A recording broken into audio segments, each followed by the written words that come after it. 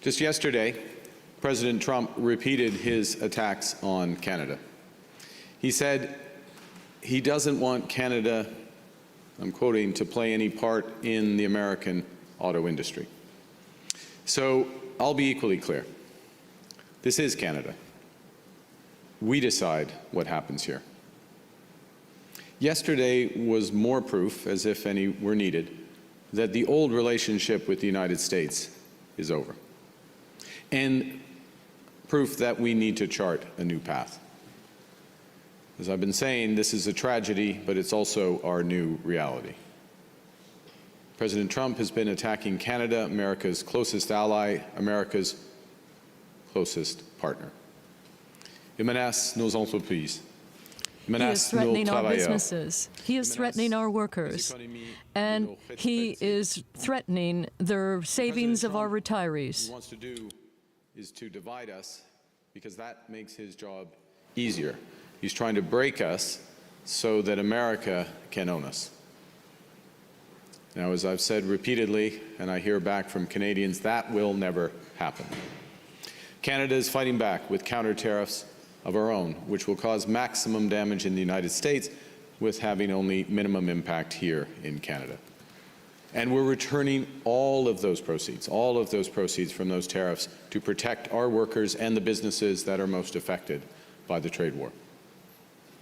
And taking inspiration from AMCO, we are building the future. My government has anticipated the depths of this crisis. A few weeks ago, before the U.S. auto tariffs were put in place, we created a $2 billion strategic response fund that will fortify the entire Canadian auto supply chain, from raw materials to finished vehicles. We're investing in the future of the auto industry by building an all-in-Canada network for auto parts manufacturing. And we're developing new markets with reliable partners. We are preparing to build our critical minerals industry. We're developing our leadership in clean energy and clean tech. We are working in partnership with the provinces, the territories, and Indigenous communities to accelerate the completion of major projects.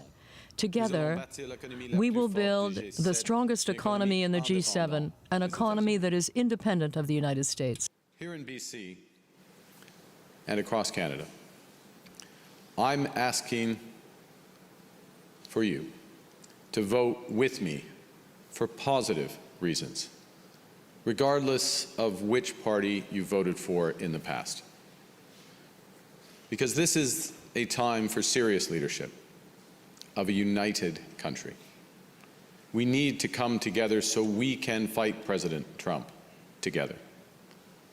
We can control our economic destiny with the right plan. Because in a crisis, plan beats no plan.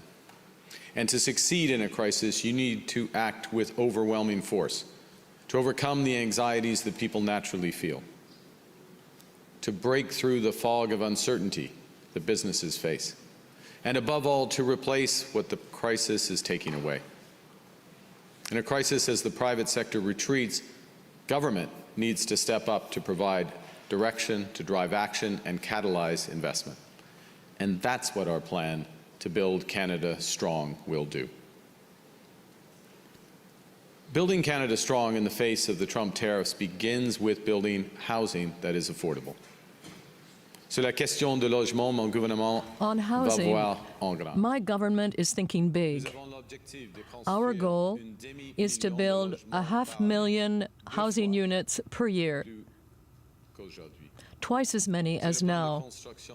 This is the most ambitious home building plan since World War II. We will build homes you can afford to buy, homes that are more sustainable and cost less to live in, homes made using Canadian ingenuity, Canadian labor, Canadian products, including softwood lumber and mass timber, houses that are Canadian to the core.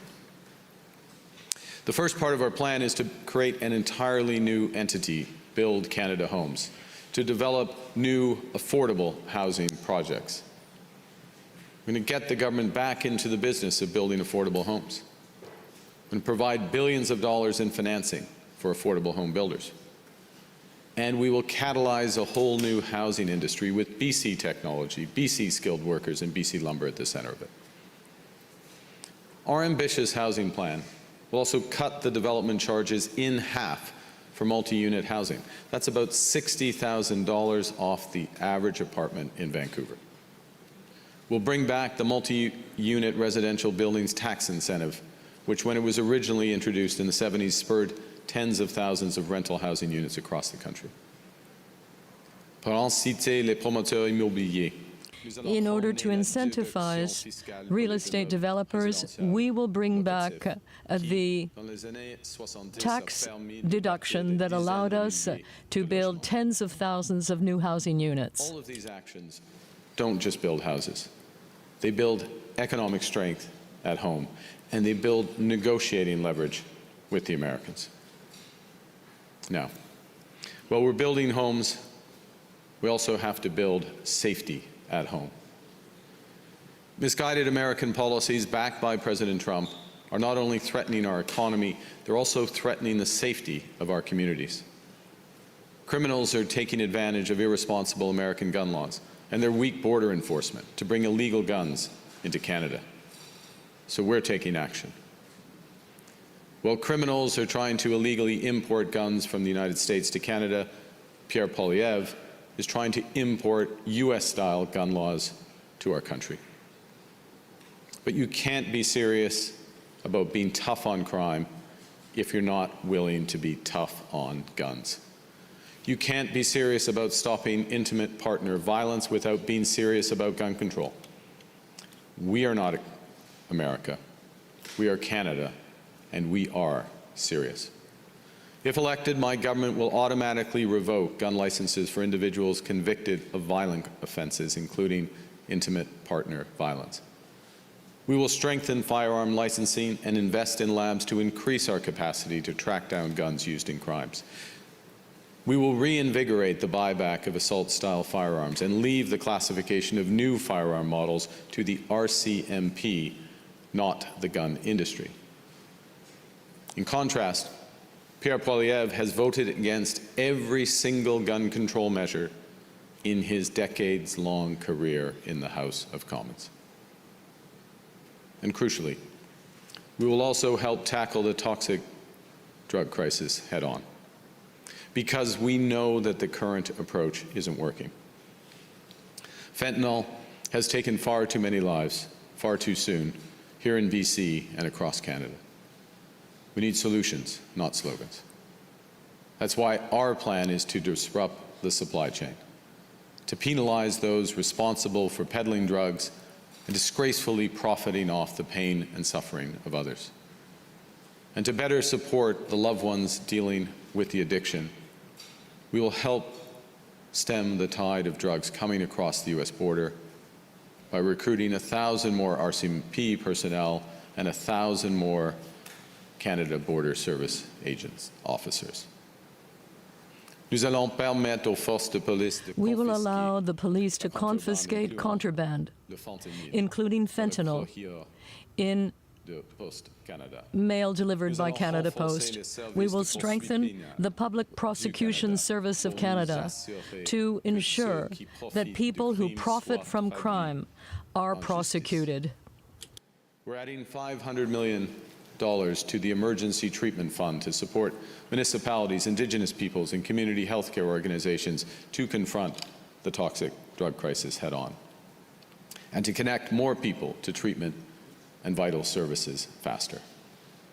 We're also establishing a permanent youth mental health fund that will provide 100,000 young people every year with mental health care, because mental health and addiction are deeply interlinked. We need to tackle the sources of this crisis, not just the symptoms. We must ensure that young Canadians do not get involved in crime. And we have to ensure that they have everything they need to grow up healthy and to be successful at school. That's why programs like childcare and meals at school, dental care, and affordable housing are all very important. We must also direct young people towards true opportunities for success.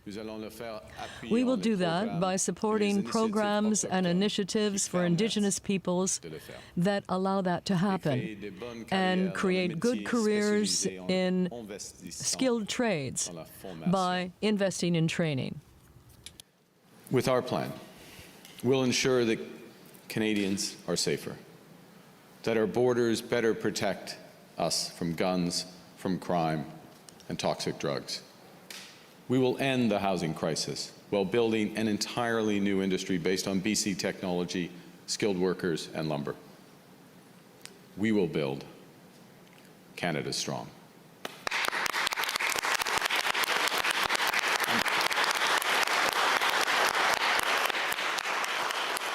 And with that, I'd be pleased to take your questions. Thanks. Thank you, Prime Minister. We'll start with the media delegation for 15 minutes. Laurence? Oui, bonjour, Monsieur Carney. Laurence Martin de Radio-Canada. Mr. Carney, why did you say that Mr. Trump respect Canada's sovereignty during the call when he did talk about the 51st state? Let's be clear. I am always clear with everyone, in public, in private, including the President, when that question is raised. That will never happen. Never. And the President and myself agreed that Canada and the United States should begin negotiations in terms of our economic relations and security relations as sovereign nations after the election.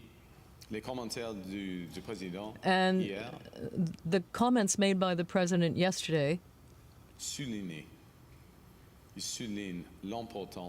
emphasized the importance of the choice to be made by Canadians in this election.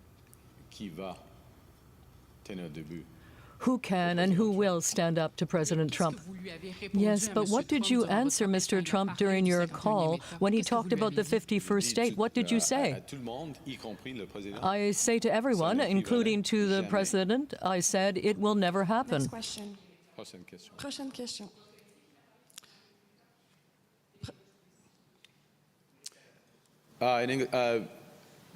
To be clear, as I've said to anyone who's raised this issue in private or in public, including the President, that it will never happen.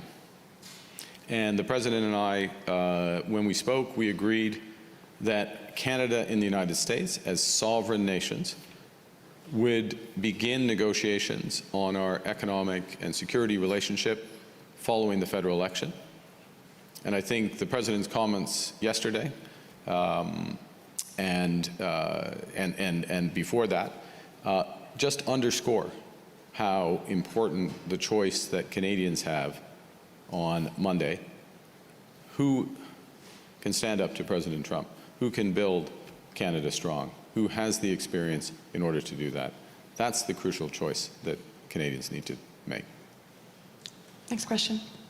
Good morning, Mr. Carney. Ashley Burke, CBC News. On March 28th, didn't President Trump bring up the idea of Canada becoming the 51st state during that call with you? As I just said, the President brings this up all the time. He brought it up yesterday, he's brought it up before. There's a difference between the conversation that was held between leaders of government, which was this conversation, and a discussion that led directly to an agreement that as sovereign countries we would have negotiations about our partnership following the election on Monday. That's what the President and I agreed. That's what both of us reported back. And that's what I'm ready to do. And what's at stake in this election is how well we come together as a country for those difficult discussions with the Americans. And to be clear, you know, I have said well before that call, and virtually every time that I've spoken since that call, that President Trump, the Americans, want to break us so they can own us. Those aren't just words. That's what's at risk. That's why we have to build Canada strong. That's why we have to go hard. That's why we have to negotiate properly. That's not why we have to build outside options. That's why we have the plan that we do. I asked you about this on March 28th after the call, and you said that President Trump respected Canada's sovereignty both privately and in his public conversations. He did. Were you being truthful? He absolutely did. He absolutely did. Look, the president has certain things in his mind that he reverts back to all the time. But treated me as the prime minister, not as something else. I'm not even going to say the word he used to use about my predecessor. Treated me as the prime minister. We had discussions as sovereign nations. We agreed as sovereign nations that these negotiations will begin after the election on Monday.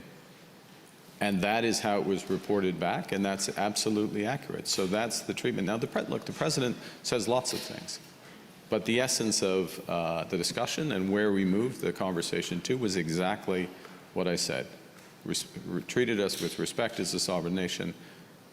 We have these negotiations coming, and that's, just to be clear, that is what's at stake.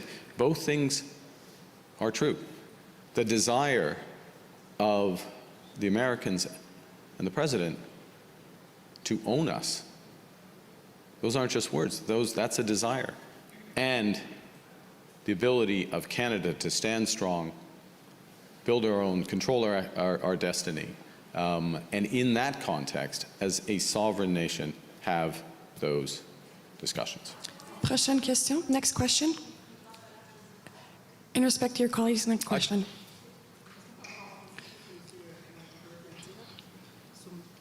C'est presque la même question, en effet. It's almost the same question. Mais c'est déjà fait. C'est déjà traduit, je crois.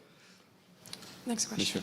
Hi, Mr. Carney, Mackenzie Gray with Global News. I think you've ducked Ashley and Laurence's question, so I just give you one opportunity again. Yes or no, did Mr. Trump bring up the 51st state in his call with you? I said that he did. I said that he did. But the president, to be clear, oui, il a soulevé. C'est correct? Yes, Mais il a soulevé. he said that. Il soulève. But Il a soulevé beaucoup d'enjeux. he talked about a lot of issues. But the discussion was a discussion between two sovereign countries. Him raising something, and then where the discussion is, he has these things in his mind. This is not news. He raises it all the time, okay? But then the question is, what's going to be done with it? And does he understand where we stand, more particularly where I stand? He is under no illusions. Never.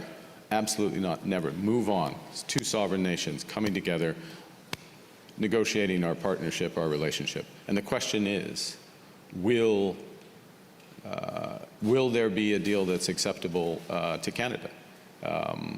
There's a lot that will never be on the table in those negotiations, and I've been absolutely clear about that.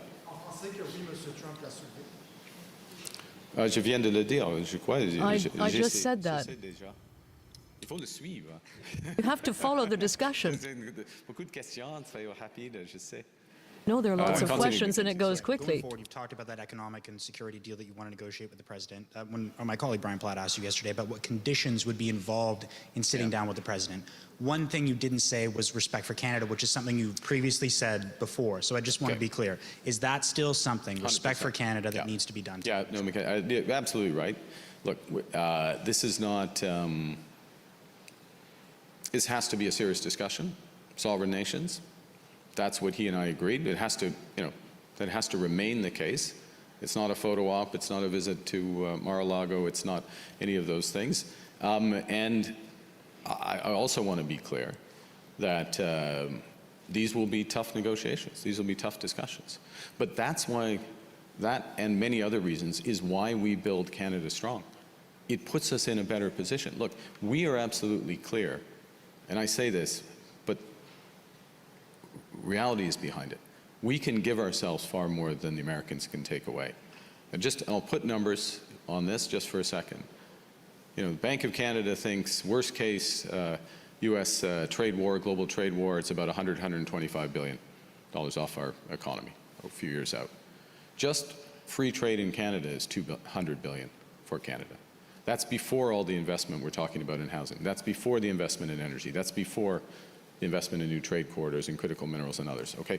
So by building the country, this is why I'm so focused and we're so focused on building Canada Strong.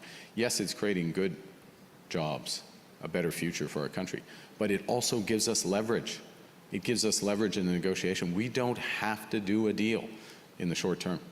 We will do the right deal. My government will do the right deal, the best deal for Canada.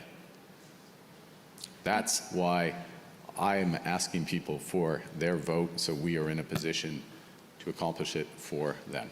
Prochaine question. Michel Sabat, la presse canadienne.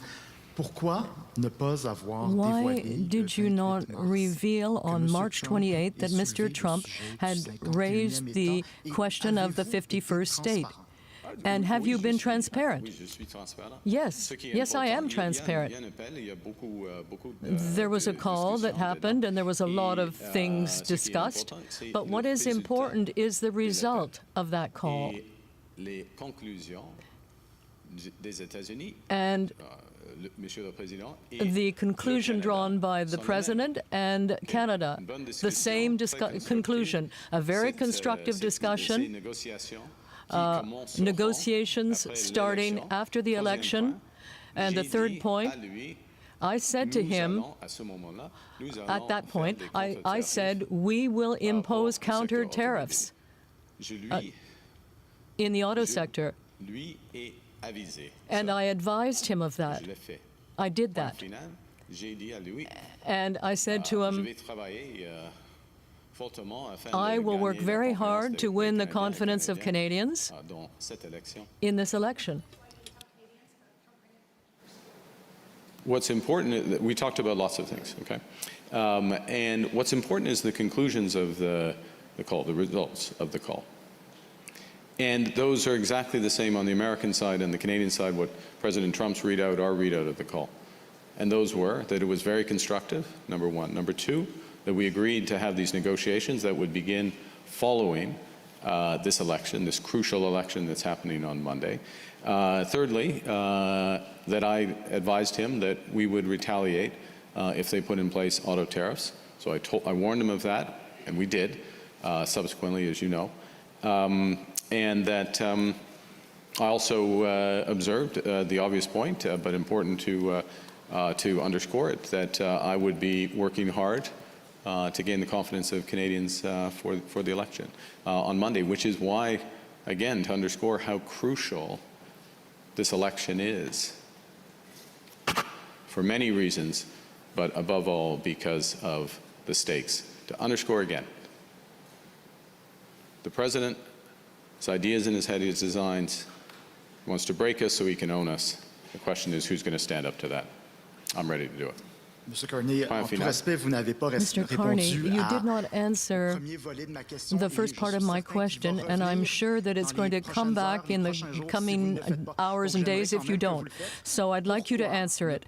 Why did you not state on March 28th that Mr. Carney had raised that issue of the 51st state?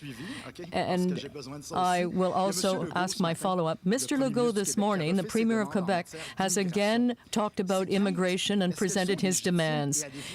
Do you think his demands are legitimate, and will you agree to them? Now, with respect to the Quebec government's demands and goals with respect to immigration, primarily I think it deals with asylum seekers. So yes, absolutely, I agree with him as to the need to bring down the level of temporary immigrants coming into Quebec. And as he knows, and you know as well, that is a shared responsibility between the federal government and Quebec, and we have to work in close cooperation to attain that goal. Last question from the media delegation. Il y en a trois questions. Le volet numéro 1, Pardon? What about on the first Pardon, part? monsieur. le volet sur pourquoi pas avoir dévoilé le Why you didn't reveal that Monsieur. on March 28th? Il y a plusieurs enjeux. On a discuté Listen, there were a plusieurs number of issues that were important, discussed, c'est and what is important is the conclusion of that call, the President's conclusion and the Prime Minister of Canada's conclusion. And in each case, those conclusions are clear. I said, no, it will never happen, and the conversations will continue. Canadian Press. Mr. Carney, your party platform would add $130 billion in new measures to the fiscal framework. Can you spell out to Canadians what's your fiscal anchor? What's the precise metric or guardrail that you're using there? Yeah, there's a couple of important fiscal anchors. One is that we believe that there should be no borrowing except for capital projects. To be more specific, if the government is going to borrow, assets need to be created. Most of those assets will be created in the private sector. Through investment tax credits, for example, accelerated depreciation or other projects. First point.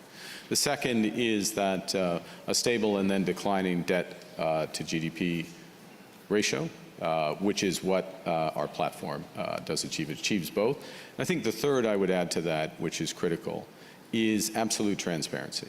So transparency about the measures, transparency about the difference between capital and operating, transparency about the forecasts. And we would reinforce the Parliamentary Budget Office. And I just draw a very clear distinction between our platform, which is very clear and transparent, got the highest rating from the Institute of Fiscal Studies and Democracy, headed by the ex-head of the Parliamentary Budget Office, Kevin Page, their detailed analysis, higher rating than all the other parties, and included one fundamental aspect here, which is we didn't play fiscal tricks with phantom growth and dynamic accounting in order to massage the numbers. No, the numbers are clear. We hold to them. And speaking of numbers, are there any specific metrics or numbers that you can share about what you have in mind? Sorry, as I said a moment ago, if you look at debt to GDP as an overall anchor, and then the composition of the deficit being a crucial aspect. We'll take one question from local media. Okay. Mr. Carney, Joe Sadowski with City News Vancouver. While the proposed increase in the RCMP personnel, CBSA officers, and funding for treatment and youth mental health initiatives is a step towards addressing the toxic drug crisis, how will the government ensure that these measures effectively target the root causes of this crisis and evolving other methods like that? And what's your government going to do? Yeah, well, thank you for the question. You capture both ends of it. Rightly, which is what we're trying to do, obviously in partnership with the province of BC, and then down through law enforcement, first responders, health professionals, and beyond. Social workers, very important part of this. We're going to control the borders better on both sides. We're going to do more on law enforcement. We're going to tighten the penalties in and around this.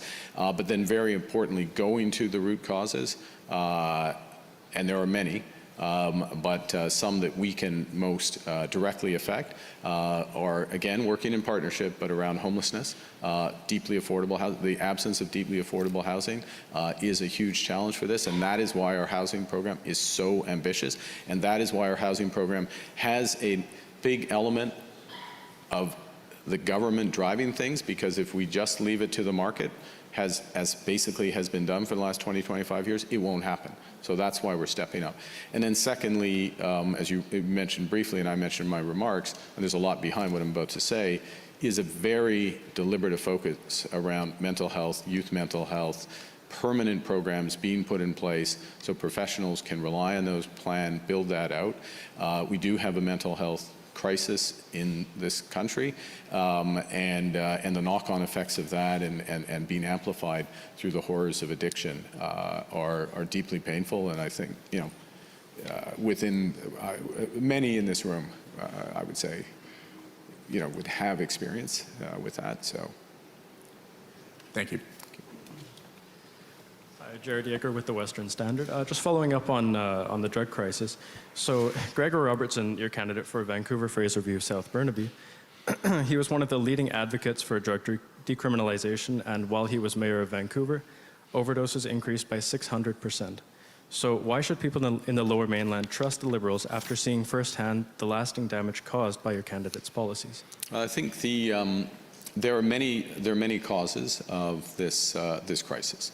And so we're attacking them from our perspective across a range of them. I just gave a detailed answer to those elements, and we'll continue to do it. A multi-pronged strategy that also, again, has to work in close collaboration with the province of BC. Thank you. Merci, c'est ce qui met fin à la conférence de presse d'aujourd'hui. Okay. Bon, merci. That was Liberal leader Mark Carney speaking in Port Moody, British Columbia. And just to sort of set the stage here first, the riding Port Moody Coquitlam is a BC battleground as the NDP candidate is fighting to keep their seat. For the past few federal elections, it has been a tight three-way contest in this riding, but Liberals haven't held a seat in the area for decades. Now, turning back to the content of what we just heard, unsurprisingly, we heard Mark Carney immediately address comments made by the U.S. president just yesterday. More threats of higher tariffs on Canada's auto sector and threats on Canada's sovereignty. Dealing with Donald Trump is the ballot box question Liberals have no doubt been focusing on during the course of the campaign. I do want to bring in the CBC's Janice McGregor from Ottawa. She was listening along there. You know, a few days left now, Janice. Carney is in a battleground talking about housing, gun laws, border security, and taking on Trump on a day that he's been accused in some reporting of not giving Canadians the full story about that conversation that he had on March 28th with the U.S. president. He was, of course, asked about it right off the top with that question and answer portion, and he somewhat doubled down on his previous characterizations of that conversation on sovereignty being respected.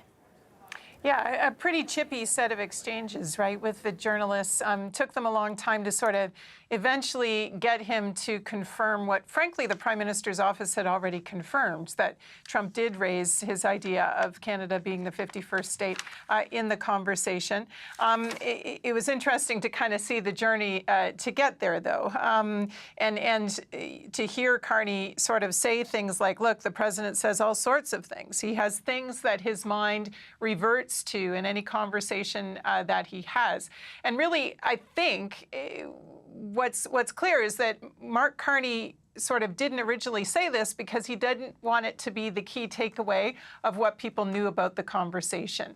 You saw a lot of journalists ask him from different directions, why didn't you say this? Why didn't you bring this up? Why did you say this on March 28th? And then we find this out after the fact, trying kind of 360 degrees all around the question.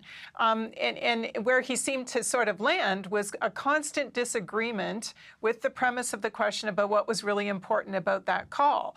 Again and again, he said, look, what was really important is that we agreed to meet, to fundamentally renegotiate from a place of strength, the economic and security relationship between these two countries. That's what's really important. That was the takeaway from the call. That's what the readout of the call was. You heard him sort of go there again and again, like he didn't want that to be the headline, basically. And all these journalists, you know, in the nature of the questioning, did want to sort of nail him down. And eventually he did say, yes, I said that he did.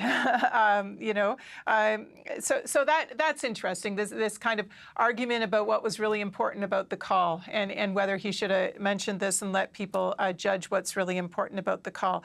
The other thing I would just note about this exchange was you did see what we sometimes see with Carney, you know, him get a little bit impatient, a little bit frustrated with journalists when they were sort of tenacious and sticking with this. Ultimately, he intended this to be a stump speech to make closing arguments in a riding that's going to be one of those come Monday night, perhaps, that we are all kind of staying up late to see. It could be kind of three-way fights like this that end up determining, for example, ultimately how this Parliament looks going forward. I took note of the pitch to act with overwhelming force to break through the fog of the uncertainty of the moment right now. What Mark Carney is actually asking voters to do is to vote with overwhelming force in such a way that he would have a very clear mandate to take to this negotiation, which is, by his telling, imminent, immediately after Monday, that he would sort of be sitting down to do this with Donald Trump. He's really kind of portraying this in very stark terms, not getting into a lot of other side issues. If you look at the proportion of the stump speech that was very much focused on Canada-U.S. issues, now there's threads to that. You can talk about the drug crisis, you can talk about housing and some other things, but it always does seem to come back to that kind of Build Canada Strong theme in the wake of the new threat and the new crisis. So his identity as the crisis manager, the negotiator, really kind of fundamental to his offer. Finally, I'll just note he was asked about the fiscal anchor in the platform, and you could sort of see him relax into that question a bit. Now I'm on my terms, right? To explain sort of how they would afford what is sort of a long list of spending measures and tax measures and his criteria for that. And you saw him go through it there, unafraid to sort of take that question and try to explain that to people in the context of I suppose you could say also the crisis management, but also saying that he is going to be transparent about this. Yeah, these are the numbers. Yeah, I am going to spend that much. Yeah, this is sort of what the plan is, but we can do this. We have to do this, right? That very much the tone coming out of the Liberal leader. So we will see if this persists as an issue, but I will say there is skepticism out there about why this is now back in front of people again.